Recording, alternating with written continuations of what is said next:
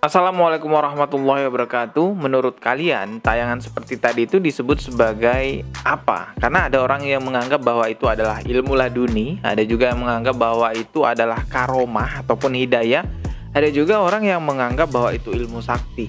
Ya memang beneran sakti kalau itu nyata. Kenapa? Karena bayangin nggak bisa dipukul, setiap orang mau mukul terpental. Dan banyak juga adegan semacam itu dikaitkan dengan agama Islam, Al-Quran dan sholawat. Jadi kalau orang bersolawat dengan tingkat tinggi, jadi nggak bisa dipukul, punya ilmu kayak gitu. Atau kalau orang tahu caranya menggunakan ayat suci Al-Quran untuk mendapatkan ilmu tersebut, ya dia tidak akan bisa dipukul oleh orang lain. Ya itu di Indonesia. Tapi kalau di luar negeri, ilmu semacam itu lebih dipandang sebagai ilmu tenaga dalam atau ilmu kekuatan pikiran. Tapi sebenarnya sejak dulu sudah ada beberapa orang yang membuktikan mengenai kebenaran ilmu semacam itu. Apakah itu memang benar atau hanya sebuah settingan saja atau hanya sebuah trik di balik itu semua? Inilah yang akan saya bahas kali ini. Namun sebelum kita mulai videonya, silahkan klik tombol subscribe di bawah dan klik juga loncengnya sebagai notifikasi agar ketika saya mengupload video terbaru kalian mendapatkan pemberitahuan. Seseorang yang bernama Yanagi Ryuken adalah seorang yang mengklaim dirinya sebagai master bela diri yang memiliki ilmu tidak bisa dipukul oleh siapapun. Jadi setiap orang yang mau memukulnya akan terpental. Hal tersebut terbukti dalam sebuah video. Terlihat Yanagi Ryuken ini dikeroyok oleh murid-muridnya, tapi tidak ada satupun muridnya yang berhasil memukulnya karena setiap kali mau memukul, muridnya itu akan terpental.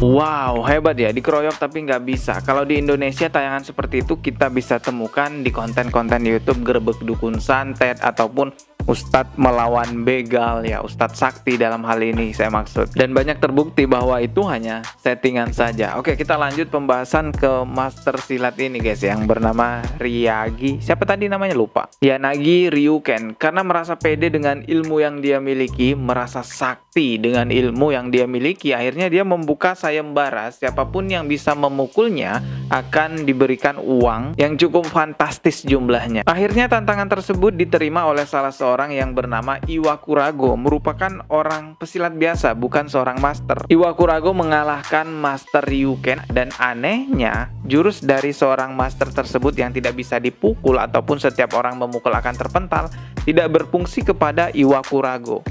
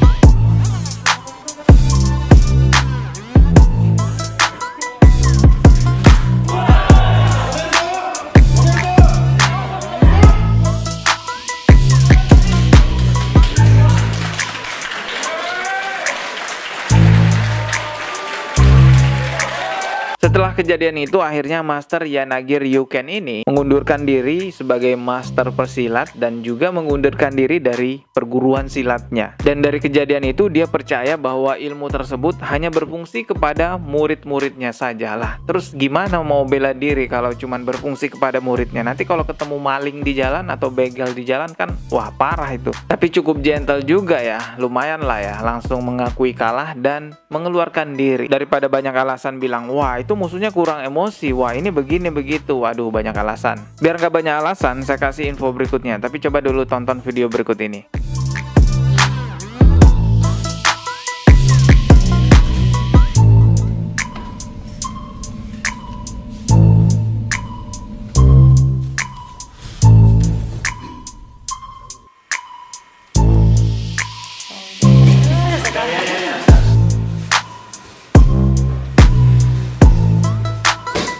Ya, itu adalah peragaan kekuatan silat dari sebuah perguruan yang namanya Empathy Force. Kalau dalam bahasa Indonesia disebut kekuatan kosong atau bisa dikatakan melawan seseorang dengan tangan kosong. Perguruan silat ini diusung oleh seseorang yang bernama Jukka Lampila dari Finlandia. Kalau dari videonya kita juga bisa melihat bahwa master tersebut bisa mengalahkan seseorang tanpa menyentuhnya. Tapi lagi-lagi ini gagal dipraktekkan kepada orang yang bukan anggota dari pesilat tersebut atau bukan dari murid Jukka Lampila ini.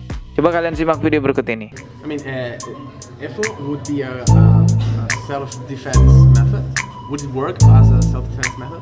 Even if the aggressor he has intention to hurt you, but he doesn't love you actually.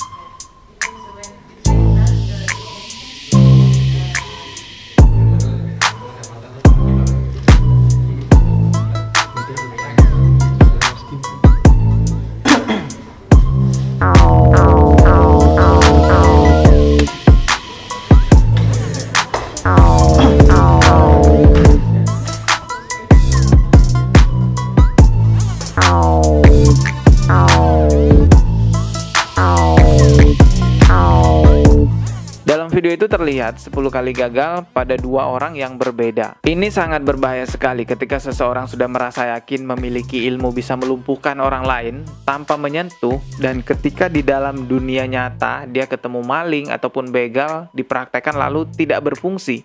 Bayangin apa yang terjadi pada orang itu. Ya tentunya akan mati konyol, jadi bacok ataupun ditonjok gitu. Tapi mungkin ada yang berpendapat, wah itu kan di luar negeri. Kalau di dalam Indonesia itu, wah itu real, itu nyata, beneran ilmunya. Padahal di Indonesia juga sudah pernah ada pembuktian semacam itu di channel YouTube-nya Marcel Radival, pesulap merah Indonesia. Bahkan dibahas lagi di sebuah channel YouTube yang cukup besar juga di Indonesia, yaitu podcastnya Deddy Corbuzier. Tapi tetap aja di Indonesia masih banyak orang yang percaya dengan hal tersebut karena memang hal itu dibungkus agama, bacaan ayat suci Al-Quran dan juga sholawat. Bahkan orang yang bisa melakukan hal tersebut diagung-agungkan sebagai pemuka agama ataupun ustadz yang sakti, bisa melawan dukun santet dan lain-lainnya. Jadi memang sesuatu hal konyol kalau dibungkus agama itu seakan-akan terlihat wah gitu, dianggap karomah, mukjizat ataupun apalah gitu, ilmu laduni, padahal sebenarnya tidak seperti itu. Rasulullah perang aja bawa senjata berdarah-darah, itu kan artinya ada kontak fisik. Karena memang pada dasarnya ilmu tersebut menggunakan kekuatan sugesti. Kalau yang pernah ikut pelatihan hipnosis atau pernah belajar hipnosis pasti paham hal tersebut. Adegan semacam itu cocok untuk tayangan hiburan ataupun tayangan entertainment di atas panggung. Tapi kalau untuk bela diri dalam keadaan bahaya seperti dirampok ataupun dibegal, itu nggak cocok. Karena tidak berfungsi untuk orang lain, hanya berfungsi kepada orang yang sudah diberi sugesti saja. Apalagi kalau dibilang karomah ataupun mukjizat itu mustahil banget. Lalu dibilang ini